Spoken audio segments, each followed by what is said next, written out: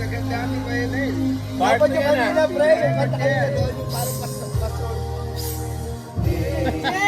Ang lamang nalaman na mawawala. Hindi ko malaman ang isip.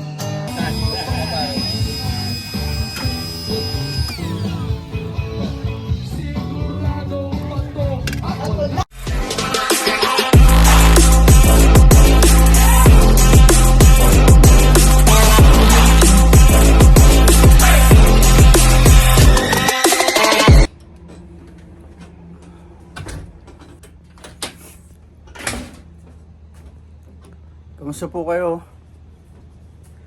Nawa po ay safe ang bawat isa sa atin mga boss ngayong oras na to. Medyo naantok pa ako. Disipon-sipon ako.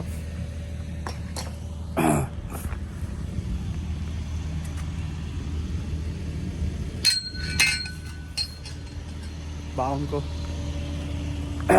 Naglaga ako kagabi ng gulay na may patatas at wala naman yung karne.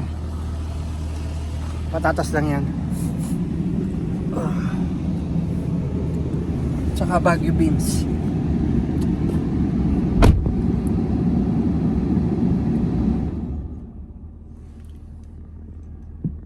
Gamit ko ngayon yung sasakyan ng anak ko. Kasi wala pa siyang pasok. Pero next week, back to school na siya. Balik na siya ng Dawson Creek.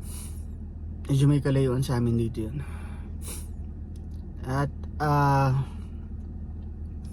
next year graduate na siya. O diba? Ganun lang ang buhay mga boss. Hindi mo nararamdaman yung araw-araw na lagi kang busy. Lumilipas yung oras, araw, buwan. Ay yung pagsisikap natin dito sa ibang bansa. Nagkakaroon ng bunga. Lalo na kung sa maganda natin gagamitin yung ating kinikita at ilalaan natin unang-una sa future ng mga bata. Para sa akin yun ang pinaka-the best. Pangalawa yung mag-invest ka. Para sa akin importante yung edukasyon muna. Tapos bahay, bonus na lang kung magkaroon ka ng sasakyan, lalo na sa Pilipinas, diba? Alam niyo naman sa atin, mahal na lahat ng bilihin. Pati gasolina, pamasahe, tumaas na lahat. So, talagang sa atin importante ang edukasyon sa Pilipinas. Hindi ka man pala rin na makapaghanap ng trabaho sa Pilipinas. Kahit pa paano may sandata ka na. At ito yung kauna-unahan kung sakasakaling matutuloy mamayang gabi na makakarating ako ng campsite. Kasi sa tagal ko na dito sa Canada, hindi pa ako nakakapag-experience. Kahit hindi naman overnight o ilang araw na dun matutulog. Kahit yung saglit lang, kahit pa paano gabi, na-experience ko na pumunta sa mga ganong campsite. At mamayang gabi, sasama ako ng anak ko at yung kanyang girlfriend, yan, at yung mga pinsan ng kanyang girlfriend at mga kaibigan. Hindi sila mga taga dito, taga Dawson Creek sila. So, kung saan nag-aaral yung aking anak. Sa Dawson Creek, doon marami ding Pilipino. Mas marami doon kaysa dito. At medyo malaki yun. Alam niyo naman niya, kung nakasabibigay sa vlog ko, nakikita niyo na yung Dawson Creek, di ba? At ayun, pupunta tayo mamaya doon. At i-share ko sa inyo kung ano yung kaganapan doon. Ilang araw na pala sila doon. At ito yung last day na mag-stay sila doon. At inimbitahan tayo. Kaya salamat sa inyo sa pag-invite niyo sa akin mamayang gabi. At ayun mga boss, trabaho na tayo. At naantok pa talaga ako. Buhay Canada mga boss. Ito yung totoong realidad ng buhay Canada. Kasi pag hindi pa tayo nakarating ng Canada o wala tayong kaibigan dito, ang mag-anak nagtatrabaho dito o andito, ang tanging nakikita lang natin is yung kumakain sa labas, namamasyal sa mall, naglo-long drive, pero yung realidad na daily routine ng mga kababayan natin dito, yung iba hindi nila na-share sa inyo, pero ako dito sa vlog ko, ginawa ko ito. Gusto kong i-share sa inyo kung ano ba talaga yung totoong nangyayari dito araw-araw sa Canada. Hanggat maaari, lahat i-share ko. Ayun lang mga boss, hindi na ako nakaalis. Paalam mga boss, at wala akong patungan dito. 7-Eleven na lang ulit tayo magkita-kita mga boss. Paalam sa inyo. Ayan.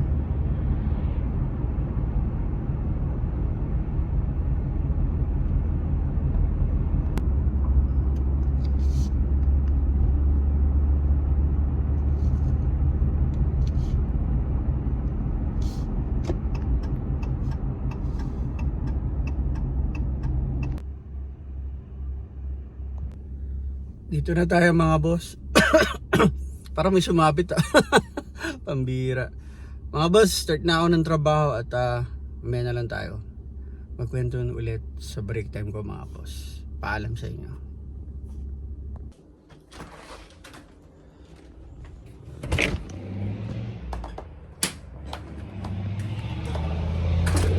Ang init mga boss. Kakarating ko lang mga boss. Nagpalit ako ng sando. Sobrang init at napaka busy sa 7-Eleven ngayon mga boss. Kalimitan sa mga bumibili sa amin ng pagkain, dinadala nila sa lake. Dahil sa sobrang init ngayon, talagang gusto nila natatambay sila ng lake. Ayan.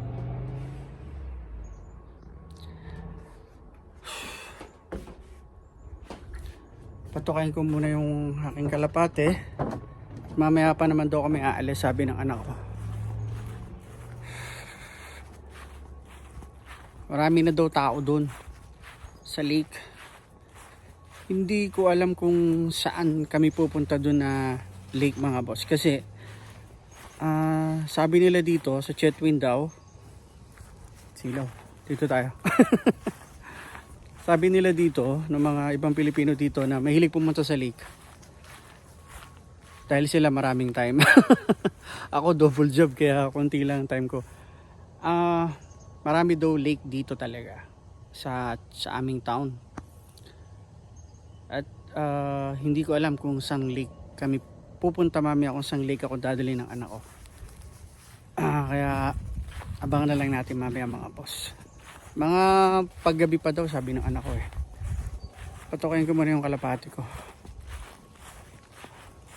Sobrang init, baka uho na itong mga to.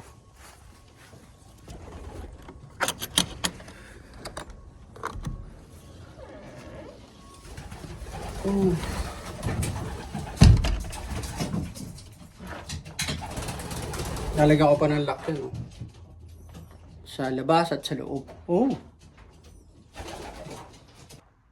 Sila tayo yung gaganda ng kalapati ko. Ito yung patoka ko dito.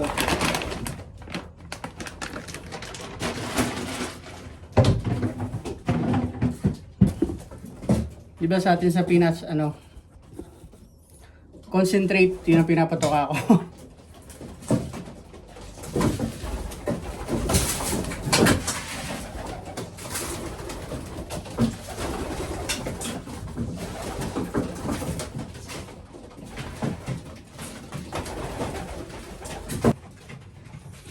Alam nyo, maraming itlog. Nangingitlog sila pero pag napisa mga ilang araw, namamatay din. Hindi ko alam kung bakit. Nakakalungkot na eh. Namamatay din sila.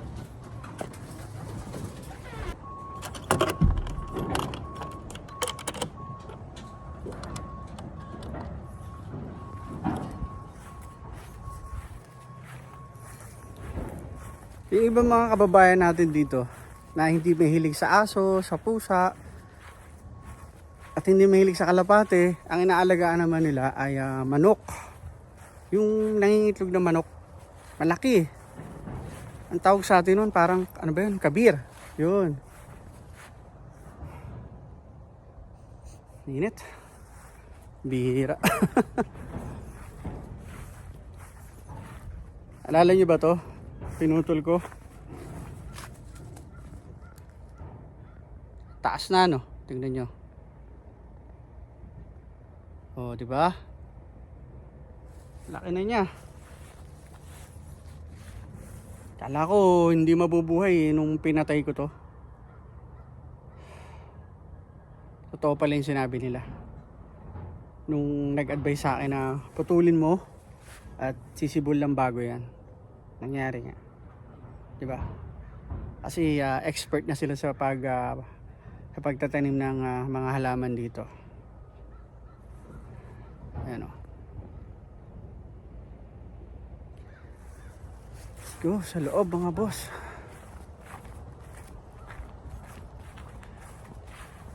Malapit na. Malapit na mag-winter mga boss. Kita nyo yung mga dahon.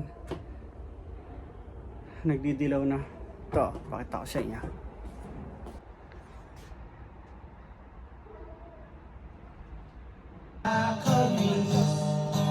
Di ko man lamang nalaman na mawawala. Di ko man lamang naisip na mawawala. Biglayang di ko man lamang naisip na mawawala.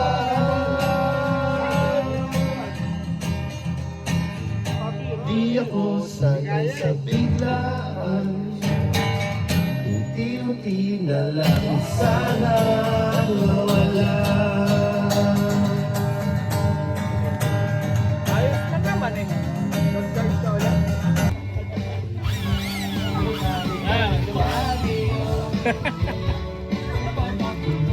Ano mo po eh? Oh yeah! Wala ka. Ay, nasa counter di para na.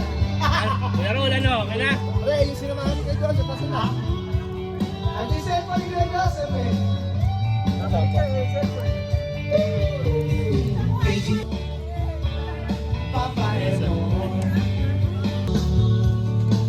Kumain na baga? Mepoy?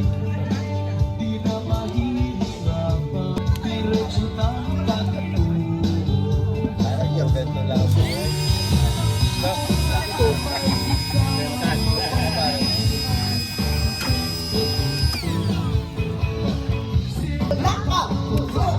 Garantisado kumang Happy birthday to me. Happy na ganda ni Kuya Nel. Dapat yung kanina, pre. Yung kanta kanina doon, yung parang pasyon. Happy birthday. sa nagdiriwang ng kanilang karawan. Happy birthday. Happy birthday. Ang pati ko, ang pati na. Naging pasyon. Naging pasyon.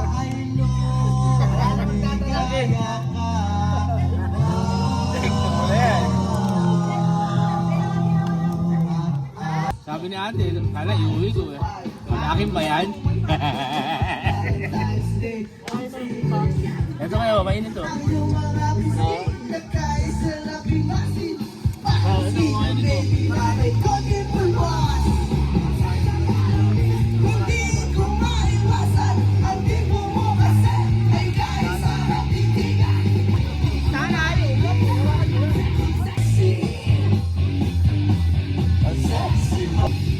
Parang shawarma yan oh.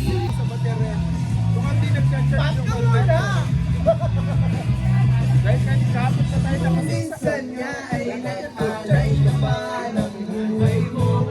Ang kinalaban natin ang mga ay lalagang nagtatago sa alias na maldita. Sa dating tagpuan sa bayan, tindahan ng pinagkakaroon.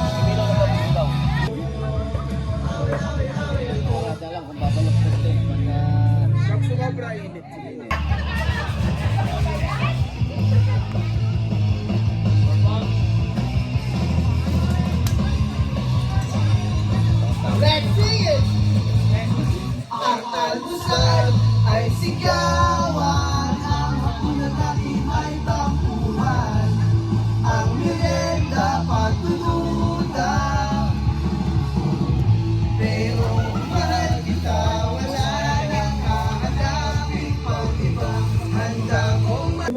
style niyo, pre, para lumamig. Dami na gusto eh. Dito kami sa Camp Emil mga boss. Ayun o. Sakit sa ulo. Sakit na.